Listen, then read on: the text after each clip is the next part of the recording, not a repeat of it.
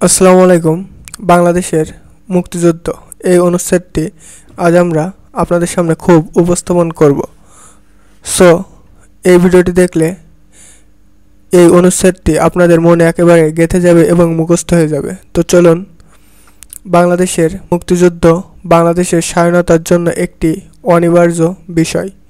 1971 সালের 25শে মার্চ মধ্যরাতে পাকিস্তানি হানাদার বাহিনী সর্বাধুনিক যুদ্ধাস্ত্র নিয়ে এদেশের নিরীহ ঘুমন্ত মানুষের উপর আক্রমণ শুরু করলে জাতির জনক বঙ্গবন্ধু শেখ মুজিবুর রহমান 26 মার্চের প্রথম প্রহরে বাংলাদেশের স্বাধীনতা ঘোষণা করেন।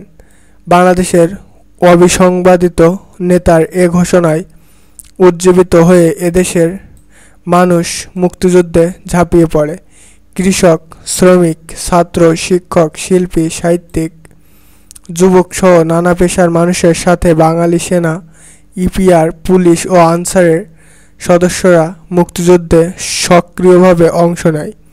এদেশের সর্বস্তরের মানুষ নানাভাবে মুক্তিযোদ্ধাদের সাহায্য সহযোগিতায় স্বতঃস্ফূর্তভাবে এগিয়ে আসে। পাকিস্তানি সেনা ও তাদের এদেশীয় দোসরদের অত্যাচার, নির্যাতন, নির্বিচার হত্যা ও ধ্বংসযজ্ঞের কারণে 1 কোটি মানুষ শরণার্থী হিসেবে ভারতে আশ্রয় নেয়।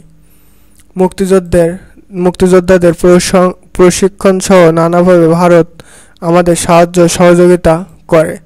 পৃথিবীর বিভিন্ন দেশের বুদ্ধিজীবী, রাজনীতিক, মানবাধিকার নেতৃবৃন্দ, সাংবাদিক সহ সচেতন মানুষ বাংলাদেশের মুক্তিযুদ্ধে নানাভাবে সহায়তা করেন।